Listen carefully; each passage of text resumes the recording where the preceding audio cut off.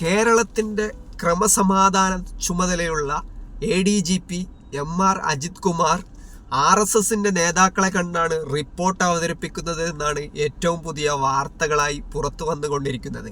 അത് കേരളത്തിലുള്ളത് ആഭ്യന്തര വാഴ മാത്രമാണെന്നും കേരളത്തിൻ്റെ ആഭ്യന്തര വാഴയ്ക്ക് മുമ്പിലല്ല റിപ്പോർട്ട് സമർപ്പിക്കേണ്ടതെന്നും RSSന്റെ നേതാക്കന്മാരുടെ അടുത്താണ് റിപ്പോർട്ട് സമർപ്പിക്കേണ്ടതുമെന്നാണ് ഇപ്പോൾ പുതിയ നിയമങ്ങളായി അല്ലെങ്കിൽ ചട്ടങ്ങളായി മാറിയിരിക്കുന്നത് എന്നറിയില്ല രാജ്യത്തിൻ്റെ പുതിയ സാഹചര്യത്തിൽ. കാരണം ഇദ്ദേഹം 2 തവണയായി RSSന്റെ നേതാക്കന്മാരെ കണ്ടു എന്നാണ് പറയുന്നത്. അത് എന്തിനാണ് കണ്ടതെന്നും എന്ത് കാര്യമാണ് അവിടെ സംസാരിച്ചതും എന്നുള്ളതിനല്ല ഇവിടെ പ്രസക്തി. കാരണം അദ്ദേഹത്തിൻ്റെ കേരളത്തിൻ്റെ ചുമതലയുള്ള പോലീസ് മേധാവിയാണ്. അദ്ദേഹമാണ് പോലീസിനെ നിയന്ത്രിക്കേണ്ടത്.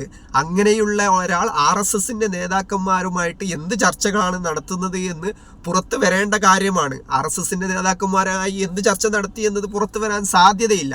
ഏതായാലും തൃശ്ശൂർ പൂരം കലക്കിയത് മുതൽ മലപ്പുറം ജില്ലയിലുണ്ടായ കേസ് വർധനവ് മുതൽ കേരളത്തിൽ അങ്ങോളം ഇങ്ങോളം ഉണ്ടായ പോലീസ് വേട്ടകൾ, അതുപോലെ തന്നെ ഇത്തരം ഒരു സംഭവ വികാസങ്ങൾ, ഇതൊക്കെ ഉൾപ്പെടുത്തിക്കൊണ്ടുള്ള വലിയൊരു ഗൂഢാലോചനയുടെ ഭാഗമായിട്ടുള്ള കാണലുകളാണ് ഇത് എന്നാണ് മനസ്സിലാക്കാൻ സാധിക്കുന്നത്. അത്തരം വിവരങ്ങളാണ് പുറത്തു വരുന്നത്. പക്ഷേ കേരളത്തിൻ്റെ ആഭ്യന്തരമന്ത്രി കൂടിയായ മുഖ്യമന്ത്രി കൂടിയായ പിണറായി വിജയൻ വായ മൂടിക്കെട്ടിയിട്ട് കുറേ ദിവസമായി. അതുകൊണ്ട് ജനങ്ങൾക്ക് കാര്യങ്ങളൊന്നും അറിയാനുള്ള മാർഗങ്ങളില്ല. അദ്ദേഹം ഒന്നും സംസാരിക്കുന്നില്ല, അദ്ദേഹം ഒന്നും പറയുന്നില്ല.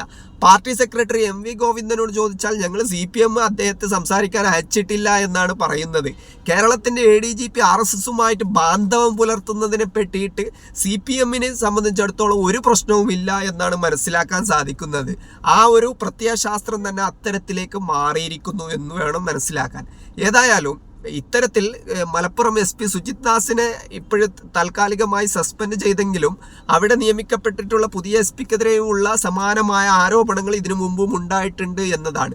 എന്നാൽ കഴിഞ്ഞ കാലങ്ങളിൽ ആഭ്യന്തര വകുപ്പിൽ നടന്ന ഗുരുതരമായ RSSനെ പ്രീണിപ്പിക്കാനുള്ള നയങ്ങൾ, ഉദാഹരണത്തിന് പലപ്പോഴായിട്ട് ഇപ്പോൾ PV അൻവർ പോലും പറഞ്ഞിട്ടുള്ളത് CPMൻ്റെയോ DYFIയുടെയോ ആളുകൾ പോലീസ് സ്റ്റേഷനിലേക്ക് പോയാൽ 2 അടി കൂടുതൽ കൊള്ളുന്നു എന്നാണ് പോലീസിൻ്റെ അടുക്കൽ നിന്നും. അതുകൊണ്ട് തന്നെ അവർക്ക് പോലും സ്വന്തം ഭരണത്തിൽ നീതി കിട്ടില്ല എന്നുള്ള സാഹചര്യത്തിലേക്ക് കാര്യങ്ങൾ എത്തിയപ്പോഴാണ് അൻവർ ഇതൊക്കെ വിളിച്ചു പറയാൻ തയ്യാറായിട്ടുള്ളത്. ഏതായാലും കേരളത്തിൻ്റെ ADGPയുടെ ചുമതല RSSമായിട്ട് സംസാരിക്കലും RSSുമായിട്ട് ബാന്ധവം പുലർത്തലും RSSുമായിട്ട് കൈകോർക്കലുമാണെങ്കിൽ അദ്ദേഹം ADGP സ്ഥാനത്ത് നിന്നും മാറിയിട്ട് RSSന്റെ മുഴുവൻ സമയ കാര്യവാഹകായി അല്ലെങ്കിൽ സംഘപ്രവർത്തകനായി നടക്കുന്നതായിരിക്കും ഉചിതം. കാരണം സർക്കാർ സർവീസിൽ നിന്നും ശമ്പളവും ആനുകൂല്യങ്ങളും പറ്റി അതിൻ്റെ എല്ലാ ആനുകൂല്യങ്ങളും കൈക്കലാക്കി എല്ലാ ജനവിഭാഗത്തിൻ്റെ അടുക്കൽ നിന്നും ടാക്സ് വാങ്ങിയിട്ട് നികുതി വാങ്ങിയിട്ട് ഇദ്ദേഹത്തിന് ശമ്പളവും ഇദ്ദേഹത്തിൻ്റെ കുടുംബകാര്യവും നോക്കിയിട്ട് അദ്ദേഹം RSSകാർക്ക് വിടിപണി ചെയ്യുന്നെങ്കിൽ അദ്ദേഹം അവരുടെ അടുക്കൽ നിന്ന് തന്നെ അത് ചെയ്താൽ മതിയല്ലോ. ഏതായാലും CPMൻ്റെ സംസ്ഥാന സെക്രട്ടറി പറഞ്ഞു ഇത് ഞങ്ങളാരും അദ്ദേഹത്തെ ഏൽപ്പിച്ചിട്ടില്ല എന്ന്.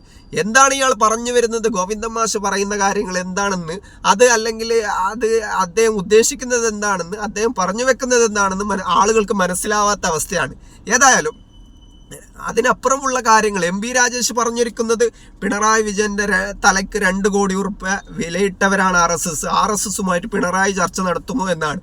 കഴിഞ്ഞ കാലങ്ങളിലുണ്ടായ ആഭ്യന്തര വകുപ്പിൻ്റെ നയങ്ങൾ പരിശോധിക്കുന്ന ആരുമായിട്ടാണ് ധാരണയുണ്ടാക്കുന്നത് എന്ന് വ്യക്തമായിട്ട് മനസ്സിലാക്കാൻ സാധിക്കും. തൃശ്ശൂർ പൂരം കലയ്ക്ക് സ്വന്തം LDF സ്ഥാനാർത്ഥിയെ തന്നെ പരാജയപ്പെടുത്താൻ ഗൂഢാലോചന നടത്തിയവരൊക്കെ ആരൊക്കെയാണെന്ന് പുറത്തു വരേണ്ടതാണ്. ഏതായാലും പൂരം കലയ്ക്കും ഉത്സവം കലയ്ക്കും ഒക്കെ RSSനും BJPക്കും കേരളത്തിൽ വളക്കൂറുണ്ടാക്കാൻ ഇവിടുത്തെ തന്നെ നിയമ സംവിധാനങ്ങൾ പ്രവർത്തിക്കുന്നു എന്നത് ഏറ്റവും അപകടകരമായ കാര്യമാണ്. മറ്റൊന്ന് പറയാനുള്ളത്, ഈ സന്ദർഭത്തിൽ കേരളത്തിൻ്റെ ആഭ്യന്തരമന്ത്രിക്ക് ഇതൊന്നും പറ്റുന്നില്ലെങ്കിൽ ഇപ്പോൾ ADGPക്കെതിരെ അന്വേഷണം നടത്തുന്നുള്ളത് അദ്ദേഹത്തിൻ്റെ കീഴിലെ ഉദ്യോഗസ്ഥരാണ്. അവർ അദ്ദേഹത്തെ അന്വേഷണങ്ങൾ നടത്തി അതിൻ്റെ റിപ്പോർട്ട് ഇതേ ADGPക്ക് തന്നെ കൊണ്ടുപോയി കൊടുക്കും. ADGP അതിനെ മറിച്ച് നോക്കി തനിക്കെതിരെയുള്ള കുറ്റങ്ങളൊക്കെ അദ്ദേഹം പരിശോധിക്കും. എന്നിട്ട് അദ്ദേഹം അതിലൊരു തീരുമാനം ഉണ്ടാക്കും. ഈ രീതിയിലാണ് കാര്യങ്ങൾ പോകുന്നത്. അദ്ദേഹത്തിൻ്റെ കയ്യിൽ പല കാര്യങ്ങളും ഉണ്ടായിരിക്കാം, ഇവരുടെ ഭരണത്തിൻ്റെയോ അല്ലെങ്കിൽ മുഖ്യമന്ത്രിയുടെയോ അല്ലെങ്കിൽ പാർട്ടി നേതാക്കന്മാരുടെ. ഏതായാലും ഇവരൊക്കെ ഒരു ഭാഗത്ത് ചതഞ്ഞിരിക്കുകയാണ്, ഒന്നും ചെയ്യാൻ പറ്റാത്ത അവസ്ഥയിൽ. അണികളാണെങ്കിൽ PV അൻവറിനെ കുറച്ച് പൊക്കി നടക്കുന്നുണ്ടെങ്കിലും ഇത് എത്ര വരെ തുടരുമെന്ന് കണ്ടറിയേണ്ട കാര്യമാണ്. കാരണം സ്വന്തം നിലനിൽപ്പില്ലാത്ത സാഹചര്യത്തിൽ, സ്വന്തം ചെയ്തികളെ കൂട്ടുപിടിക്കാൻ കഴിയാത്ത സാഹചര്യത്തിൽ വെറുതെ അങ്ങനെ ഇങ്ങനെ പറഞ്ഞ് കുറച്ച് ദിവസം നിൽക്കാമെന്നല്ലാതെ ശക്തമായ കൃത്യമായ നിലപാടുകൾ സ്വീകരിക്കാത്തിടത്തോളം കാലം ഇത്തരം സംഗതികളിൽ ചോദ്യം ചെയ്യപ്പെടുക തന്നെ ചെയ്യും. അതിനെ പറഞ്ഞിട്ട് കാര്യമൊന്നുമില്ല. ഏതായാലും കേരള രാഷ്ട്രീയത്തെ സംബന്ധിച്ചിടത്തോളം ഇത്തരം ഒരു അലംഭാവം അല്ലെങ്കിൽ ഇത്തരം ഒരു അതിദയനീയമായ കാഴ്ച ഇതിനു മുമ്പ് കണ്ടിട്ടില്ല. ഒരു ആഭ്യന്തര വകുപ്പ് അപ്പാടെ തന്നെ RSS വിഴുങ്ങുന്ന കാഴ്ചകളാണ് കേരള രാഷ്ട്രീയ സാഹചര്യത്തിൽ നിന്നും കണ്ടുകൊണ്ടിരിക്കുന്നത്. വളരെ അപകടകരമായി കാലങ്ങളായി തുടരുന്ന ഈ പ്രവണത അതിൻ്റെ ഏറ്റവും ഉന്മാദ ദിശയിലെത്തി എന്ന് വേണം മനസ്സിലാക്കാൻ. തീർച്ചയായും ഇതിൻ്റെ ഭാവി എന്താവുമെന്ന് കണ്ടറിയേണ്ട കാര്യമാണ്. ADGP മാറ്റാൻ നിലവിലുള്ള സാഹചര്യത്തിൽ ഒരു സാധ്യതയും കാണുന്നില്ല. CPM പോലും അത്തരം ആവശ്യമില്ലാത്ത സ്ഥിതിക്ക് ഇനി അത്തരം കാര്യങ്ങളിൽ ഒരു തീരുമാനമുണ്ടാവുമെന്ന് പറയാൻ വയ്യ. ആരുടെ മടിയിലൊക്കെയാണോ കനമുള്ളത്, ആരുടെ കൈകളൊക്കെയാണോ പിടിച്ചു കെട്ടിയിരിക്കുന്നത് എന്ന് കണ്ടറിയേണ്ട കാര്യമാണ്. ഏതായാലും ADGPക്ക് കീഴിലുള്ള ഉദ്യോഗസ്ഥർ അന്വേഷിച്ച ADGPക്കെതിരായ കുറ്റകൃത്യം സംബന്ധിച്ച വിവരങ്ങൾ എന്തായിരിക്കുമെന്ന് നമുക്ക് കണ്ടു തന്നെ അറിയാം.